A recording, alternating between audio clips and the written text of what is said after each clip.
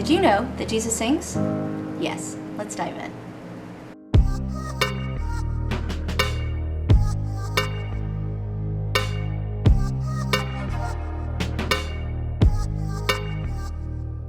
As I was doing my research, I came across an internet article called Desiring God, which stated it best.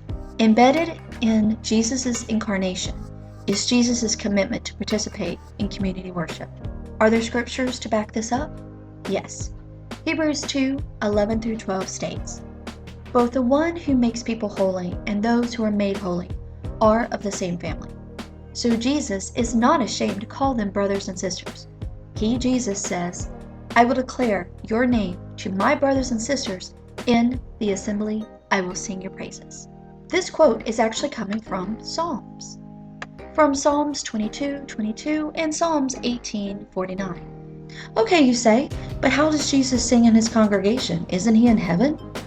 Well, remember when he promised to send the promise, because he would never leave us nor forsake us. We find in John 14, "If you love me, keep my commandments, and I will ask the Father, and he will give you another advocate to help you and be with you forever, the Spirit of truth. The world cannot accept him because it neither sees him nor knows him. But you know him, for he lives with you and will be in you. I will not leave you as orphans. I will come to you. Before long, the world will not see me anymore, but you will see me.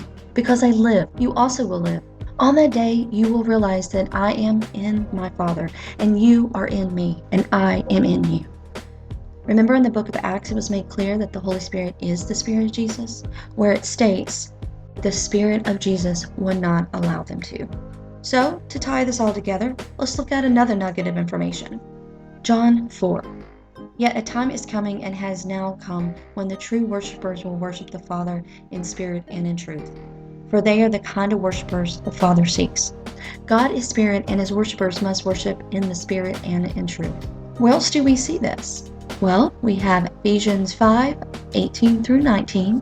"Do not be drunk with wine, for that is debauchery, but be filled with the Spirit, addressing one another in psalms, hymns, and spiritual songs, singing and making melody to the Lord with your heart." And Colossians 3:16, "Let the word of Christ dwell in you richly in all wisdom, teaching and admonishing one another in psalms, hymns, and spiritual songs, singing with grace in your heart to the Lord."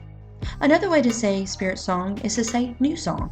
From Psalms to Revelation, the book encourages us to sing a new song to the Lord. One of those scriptures is Psalms 40, verse 3. "He put a new song in my mouth, a hymn of praise to our God."